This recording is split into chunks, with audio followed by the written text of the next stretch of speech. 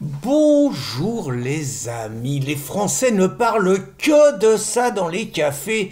Le malheureux Thomas Guénolé va-t-il être licencié comme un malpropre par Cyril Hanouna? Alors je vous raconte l'histoire parce que bien évidemment, vous savez que je suis bien introduit dans tous les milieux, j'en connais tous les dessous. Alors les choses se passaient bien il y a quelques années. Honnêtement, Cyril Hanouna, il était correct, il était vachement correct, il était antifasciste, il combattait l'extrême droite qui était raciste et antisémite.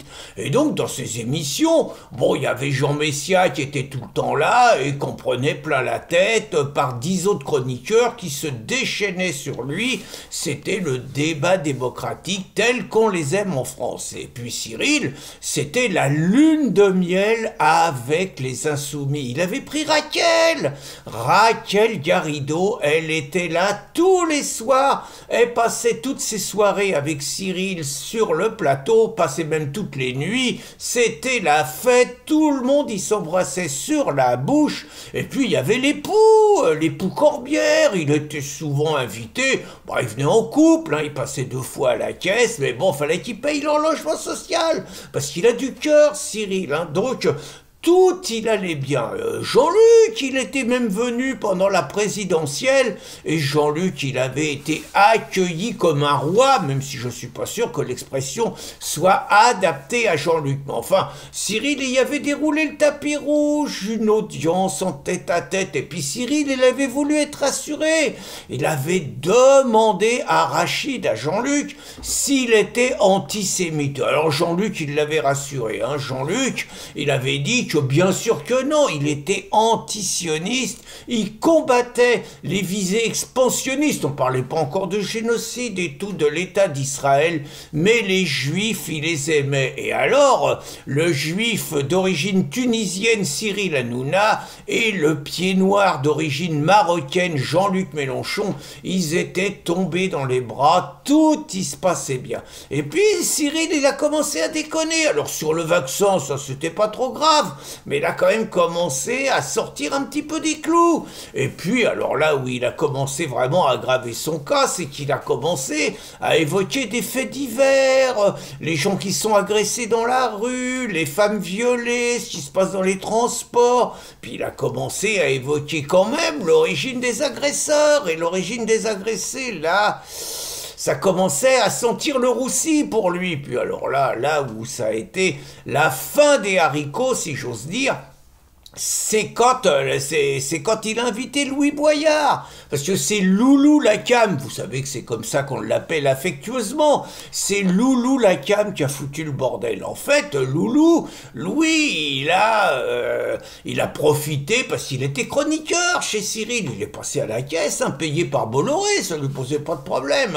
Il a profité un petit peu de sa notoriété pour devenir insoumis. Donc il a rejoint Jean-Luc, il a été élu député grâce à ça, puis Cyril, il avait un rapport presque filial avec lui, il l'aimait bien et tout, donc même député, il l'invite pour parler des migrants, et c'est là que Loulou, il a trahi Cyril, il est venu sur le plateau pour dégueuler sur Bolloré, le patron de Cyril. Cyril, c'est le genre, c'est un petit peu Cosa Nostra, je le dis sans méchanceté, c'est-à-dire c'est le mec à l'ancienne, il y a le clan, il y a la famille, il y a la fidélité au clan, et quand on sort du clan, quand on trahit la famille, on n'est plus potes, quoi. Et dans la mafia, ça se règle à coups de flingue, avec Cyril, ça se règle avec la langue assez méchamment. Donc le Loulou, il est venu pour dégueuler sur Bolloré, Cyril, il l'a séché, il l'a traité de petite merde, ça y a coûté cher, 3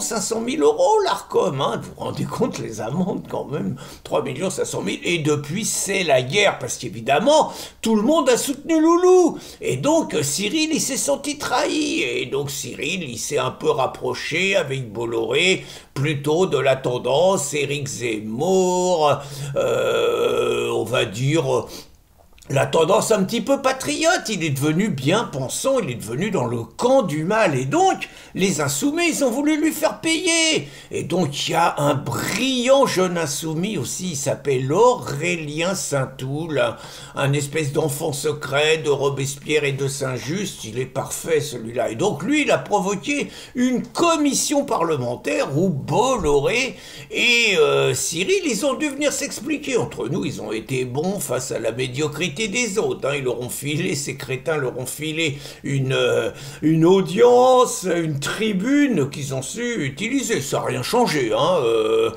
Outre les 3 500 000 euros, l'Arcom a décidé de faire la peau à C8, donc à Cyril, et puis bon, ils veulent faire la peau à CNews, hein. Les choses sont claires, hein, en mission dirigée. Là, ils viennent par exemple de coller encore 100 000 euros d'amende à CNews pour une émission sur l'IVG où apparemment CNews aurait pas été politiquement correct, aurait lié l'IVG à des morts ou des trucs comme ça. Bon, moi je suis pas d'accord, mais je vois pas en quoi ils pourraient ne pas traiter l'IVG comme ils ont envie. Mais bon, ça c'est les charmes de la démocratie française. Donc je continue, donc c'est dans ce contexte-là que Cyril y rebondit, son émission elle progresse toujours, il lui faut un mec de gauche, hein, parce que s'il n'y a pas un mec de gauche sur le plateau, bon ça va pas, il va se faire accuser de partialité, on va dire qu'il n'y a pas de plateau équilibré, qu'il n'y a pas de débat, donc jusqu'à maintenant il avait Gilles Verdez, mon Gilou, il était parfait, en plus converti à l'islam, je sais plus, faut l'appeler Souleyman maintenant, bon, dès qu'il y avait une connerie à dire, il la disait, il passait à la caisse, il faisait son rôle de mec de gauche, je suis même pas sûr qu'il pensait tout ce qu'il disait, il est peut-être assez con pour ça, mais... Donc, il faisait le rôle, mais il fatigue Gilou, il fallait... il arrive au bout, quoi. Donc, il fallait du sang neuf, et c'est là que Thomas Guénolé, dont je parlais au départ, il apparaît. Thomas, c'est un mec particulier. Il paraît qu'il est politologue. Alors, je ne sais pas quelles sont les compétences particulières qu'il a, mais bon, il fait partie, vous savez, tous ces militants politiques qui sont payés dans les instances de l'État, genre CNRS, un paquet de comités Théodule, bref, il vit bien. Et donc, il a un discours plutôt insoumis, plutôt gaucho, bien que né dans une famille plutôt aisée et tout, mais bon, c'est pas gênant, c'est même souvent le cas. Donc, il a été chez les insoumis, Guénolé, et puis normalement, il devait avoir une belle carrière de député européen. Et sa carrière a été brisée sur des soupçons, naturellement que des soupçons, d'affaires de mœurs, d'agressions sexuelles, bref, les retombées de MeToo, quoi, je sais pas, il a dû regarder le popotin d'une nana, peut-être un peu trop frôlé, je pense que c'est les nanas, je pense pas que c'est les mecs, lui, hein, mais donc, popotin un peu frôlé, ça y est, agression sexuelle, fin d'une carrière, viré, allez hop, donc mauvais joueur, évidemment, il a multiplié les entretiens sur les plateaux, en disant qu'il est toujours, évidemment, de gauche, d'extrême gauche, mais que les insoumis, c'est la dictature, à Jean-Luc, à Chikirou, bon, il y a été, il a réglé ses comptes. Et Cyril, il s'est dit, bon, c'est un bon mec, il faut le prendre, c'est le mec qu'il me faut, c'est un gaucho taré, mais au moins j'aurai l'équilibre, et puis il va dynamiser l'émission. Alors il savait, Cyril, parce que l'autre, c'est quand même un allumé grave, hein, qu'est-ce qu'il a sorti comme connerie? Il a sorti qu'il fallait interdire le Rassemblement National, bon, ça fait pas de mal, il n'y a plus que lui qui dit ça. Il a sorti qu'il fallait supprimer tous les jours fériés chrétiens, c'est à la mode, ça, les mecs de gauche, puis qu'il fallait raser le Sacré-Cœur. Oh, bah c'est pas le premier, alors Apatis, c'est le château de Versailles, et puis Brossailles l'avait déjà sorti, il a des droits d'auteur là-dessus, donc c'est pas original, mais ça situe le personnage. Et puis, bien évidemment, la Palestine, hein, oh là, la Palestine, pourtant il est juif, hein, mais un juif de gauche et d'extrême gauche, donc hein, les juifs de gauche et d'extrême gauche, ils sont palestinos, ce qu'on appelle palos, quoi, voilà. Et donc, simplement, il se tient mal à table, le Guénolé, là, il se tient mal à table, alors il interrompt Cyril, là, il y a des règles, hein, Cyril, je vous dis, c'est Cosa Nostra.